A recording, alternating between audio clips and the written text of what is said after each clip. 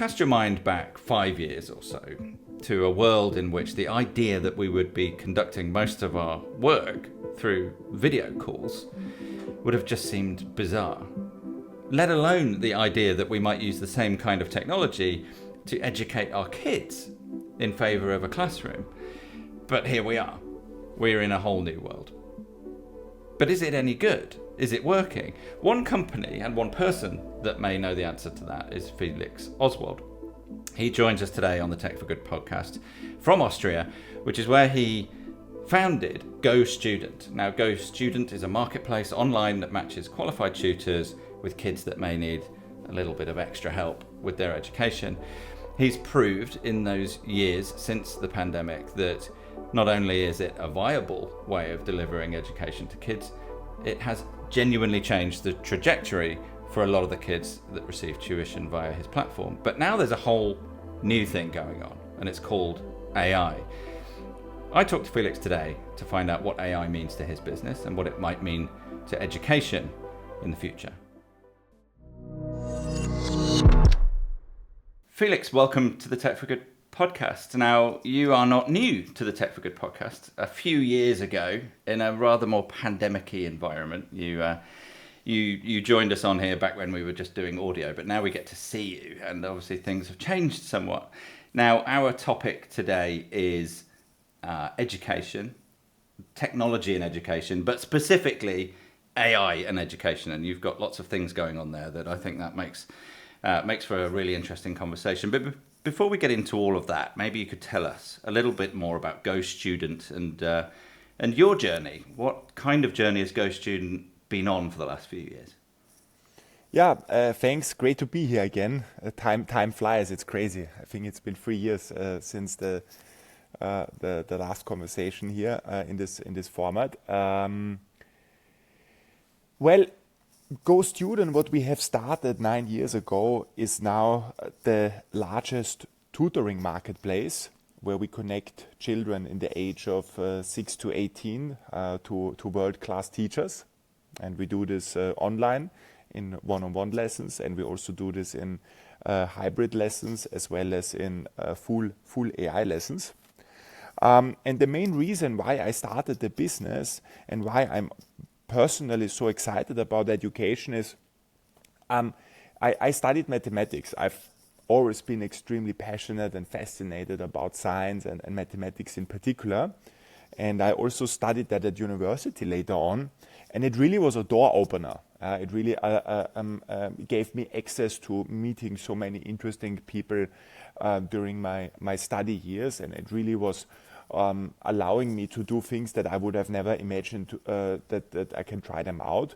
So education was a big door opener for me. And that's why I love the space, and I feel with the right education, with the right enthusiasm, kids can really achieve anything they want to.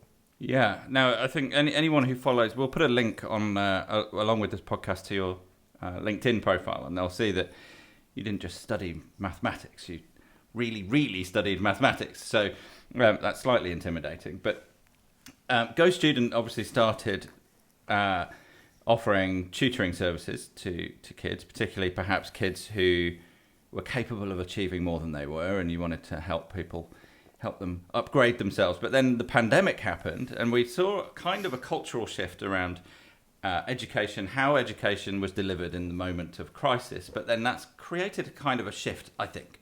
I don't know if you'd agree, but where remote learning has become something rather more meaningful. And GoStudent is right at the front of delivering those kinds of services to people. So how would you say that COVID itself, the pandemic that swept the world and suddenly saw students of all ages ripped from their classrooms and put into the hands of amateur educators in the form of parents, certainly as far as I'm concerned anyway. How do you think that affected your business and caused you to change the way you think about things?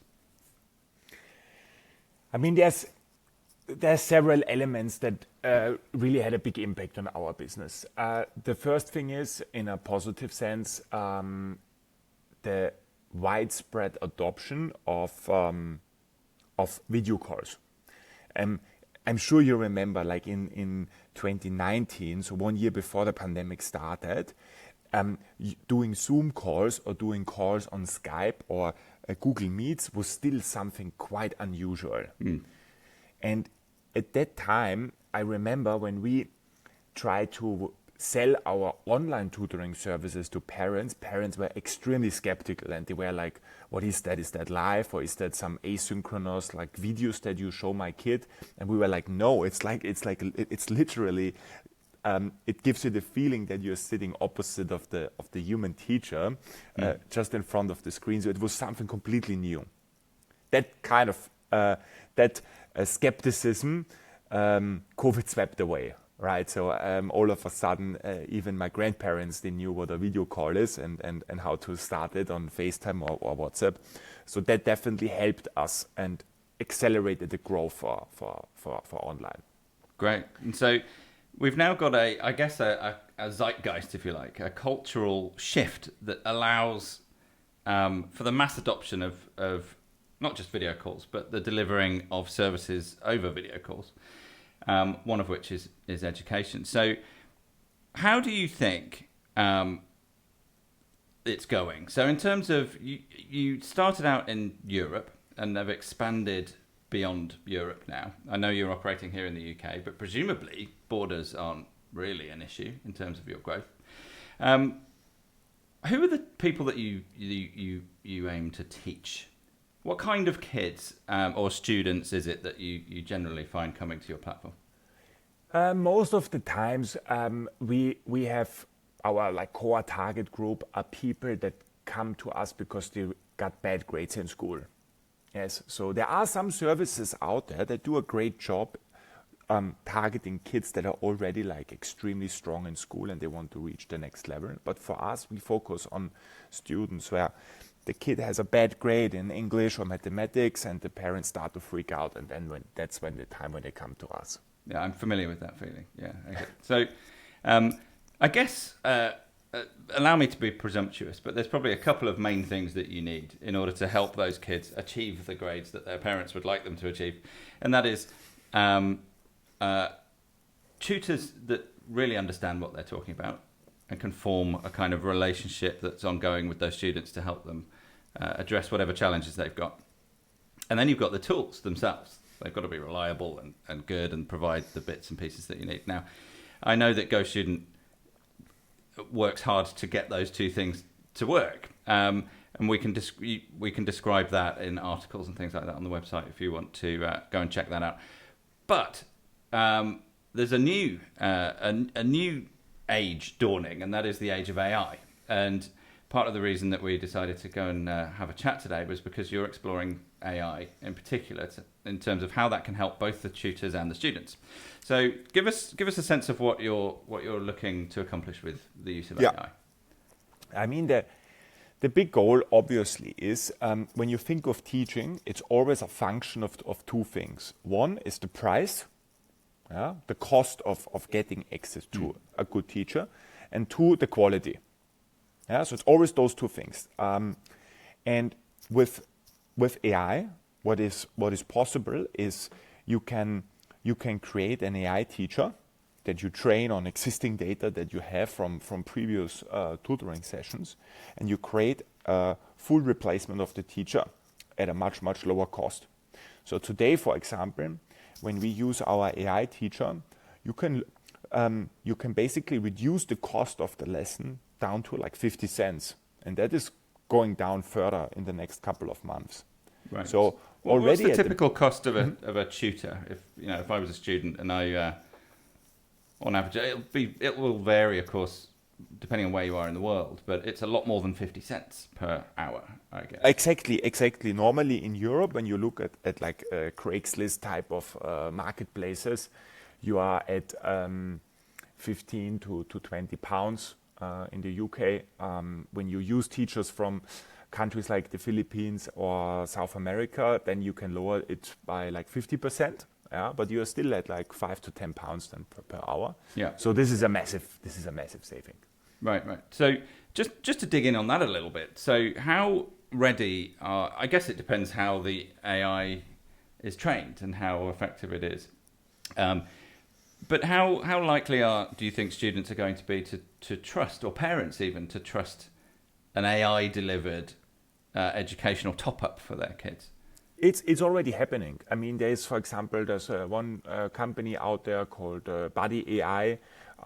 They have for especially very young kids. They have this animal avatar that walks you through a couple of games, and they have a few million of players. So it's already happening. We also have a couple of avatars that where we have thousands of kids engaging with it in South America, for example. What we see, especially with young kids, the level of engagement with something that is non-human is actually higher than with the human. Right. So when you have like a 4-5-year-old kid, the level of engagement it's like playing a video game, and it feels less scary than when you have a real person on the other side. I'm no psychologist, but I do have kids, and I'm guessing that's a symptom of kids' ability to suspend their disbelief and be a bit less cynical and engage with what's in front of them in a more honest way. Actually, I would find it a bit more difficult, perhaps because I'm old and cynical. Yes, and there would be a barrier of doubt that I would need to get over, regardless of what information I'm seeing and how it's delivered. But anyway, there's one option, which is to make just education, top-up education, I suppose you could call it, just much more cheap and widely accessible. But then there's AI as a tool, and how it can be used by students and teachers to enhance the educational process. So how does that work on GoStudent?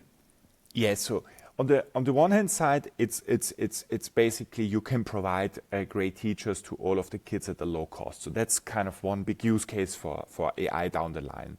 The second use case is, as you rightfully mentioned, is enhancing the existing human kid interaction. I give you one example. In our tutoring lesson that happens between the kid and the teacher, we also record the lessons. And then with the existing AI tools that are out there, we create transcripts. We record the lesson, we create transcriptions, and then we can create feedback and summaries out of those transcriptions. That's a great tool. It's simple, but a very powerful tool, because by recording the lesson, by providing direct feedback to the parent, to the kid, to the teacher, you can level up the quality, and you can set the bar higher for good education and for what a good teacher needs to deliver. So that's another great, simple, powerful example how AI enhances the output of a single session. Great. And presumably AI can provide you with access to just pure knowledge and information, right, as well. Does it play that kind of role for you as well?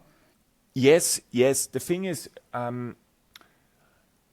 the reality is also that there was just recently, I think, an interesting study that is still a bit debated, I think, in the online community, where a group of researchers that are doing material design, they were given certain AI tools to accelerate this process of identifying certain materials, and basically the outcome of this study was that the researchers that already had a very high output and level of quality before using AI tools, they really accelerated and improved the output. And the ones that did a medium job, they actually stayed the same level. So what does it tell us? It tells us that kids, in theory, now everyone has more tools available and can access knowledge better. But the reality is that the kids that actually struggle in school, only by giving them a tool into their hands doesn't make them smarter. You still need to learn certain skill sets in order to use those tools in the right way. And then that's where teachers actually come into this equation and play a very, very important role. Right. Someone needs to curate and control and contextualize the knowledge. And even language. Like, think about language. When you think about productivity increases before the rise of those AI tools, in order to get to really big productivity improvements, you need to learn coding languages, because only if you can do some programming, you can really do tasks that otherwise would take you hours, and you can automate those tasks.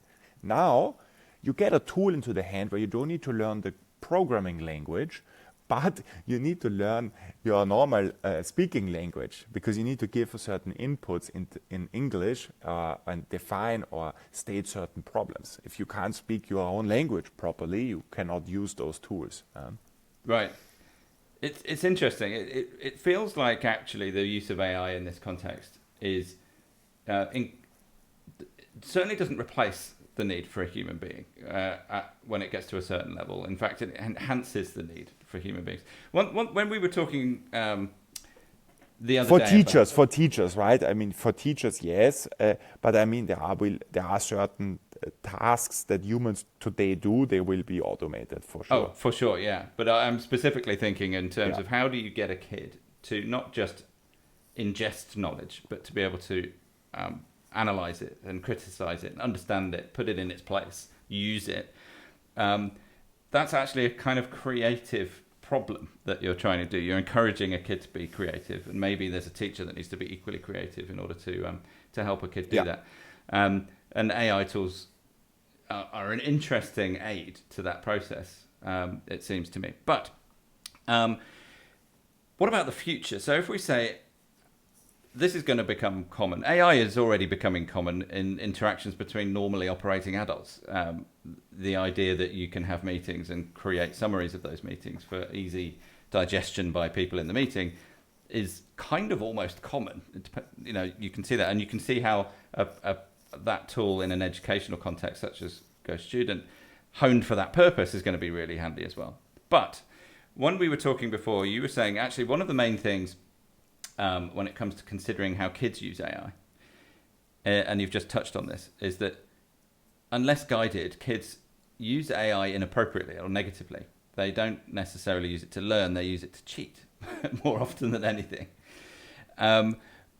But what we want to do, obviously, is to upgrade everybody, to lift all boats in the tide, if you like. So how do we think AI can transform education everywhere? I mean, the reality is also before AI, right? I mean, even myself, when I think back of my school times, I also use Google to copy some homework for, I don't know, German poet summaries or German poet interpretations. You use Google, you go to the Wikipedia page, and you then exchange some words. And now it's just became much easier with all the AI tools. But it comes down, when you think of education in the traditional sense, it really comes down to the teacher. If we don't set the bar extremely high for a teacher to become a teacher and also appreciate and value and honor that type of work, we will never be able to level up everyone. You need to have a very strict also feedback and evaluation system on the table for teachers. If you want that all the kids become better at something and get inspired, you need to put great teachers into the classrooms. And AI tools can definitely help us in evaluating teachers and the work that they're doing and what they do in the classrooms, and then also be strict in firing teachers that do a bad job and honor and push the ones that do a great job and level up the bar there. Yeah. One of the things you mentioned when we were talking before was how AI itself and the data that is accumulated in order for the AI to do its job is new. And I think that's what you were talking about. It's hard to understand what makes a good teacher a good teacher. Quantitatively, if you see what I mean. Yes. Now maybe we have some tools, particularly when it's delivered across a huge marketplace of teachers, if you like. I don't want to call GoStudent a marketplace, but kind of how it works. You actually have the opportunity now, do you not, to maybe study the differences between good learning and bad learning, or good teaching and bad teaching in new ways. Is that right? Yes. Exactly. I mean, think about it like when you go to the doctor, and you have a surgery, and after the surgery, well, the performance of the doctor is based on, did he solve the injury that you encountered, or did you solve the symptoms that you had before you had your surgery, before you started with your treatment. But basically the impact you can, in a lot of cases of surgery, not every kind of surgery, but in most of the treatments, you can see quite quickly, did it help you? Is it improving your health? Is it improving your certain injuries and your treatments or not? When you think of teaching, and it's, by the way, everyone agrees that we need to have highest standards possible when it comes to treating the health of a human being, right? There's no room and no space for low performance there. We want to have highest performance there. When you think of education, all of a sudden we throw aboard all these like standards we have, because we don't know what happens in the classroom. We have no idea. The only data point we have is how do the grades on specific exams develop over time. And even that we often then find excuses. Well, the kid didn't like the teacher, the kid has some issues, was not preparing himself or herself well enough for the exam. But basically we are clueless on what makes great teachers, quantitatively speaking. Gut feeling, you can always know, okay, gut feeling, that's a great teacher, that's a medium teacher. So now with those AI tools, getting in the measurability and the analysis is the first step to define KPIs. And I think every country, every state can at the end of the day define what are the KPIs that is important for them. And then based on those KPIs, you can build really good standards on what you expect from the teachers. Right. And there's an instinct, which is to say, actually, if you start monitoring actual lessons, now obviously that can happen via a platform like GoStudent, but to broaden it out even further, we can imagine these kind of technologies starting to be in place in actual classrooms. There's a kind of big brothery kind of cynical angle that you could look at that, which is, well, I'm not sure we like to interfere in this kind of thing, but actually the opportunity to acquire actual data on what constitutes great teaching in a classroom or virtually is invaluable. It's not something we've ever had before. So it's going to be interesting to see how that evolves over time. Yeah. Now, just before we wrap up, Felix, what does the future hold for yourself then? What do the next 5 years, do you think, look like in this arena for you and GoStudent? I mean, honestly, I started GoStudent in 2016, so that it's been some time on this journey, and we started as a pure online player. We expanded into hybrid learning, the combination of online and offline, which I also strongly believe in. And now we are entering this age of AI in education and being able to lower the price point. It really comes down to lowering the cost of education while providing high quality. I mean, it's been super exciting. We have a well-functioning business model. We have a great distribution. We have a lot of data. So leveraging that and further building great products for kids and teachers is what the next years will bring. So looking forward to that. Right. So I suppose just by way of an advert for yourselves, presumably you're interested in hearing from kids who want to improve and teachers who want to do something interesting and new. So feel free to go and visit all the various links that we've got on the website and so on. It's a fascinating conversation. There is indeed extra editorial on the site written by your good self. So we will link to that as well. Make sure people check it out. And in the meantime, all the very best for the future, Felix. And thanks for the chat today. Yeah, thank you for the invitation. Yeah, bye-bye.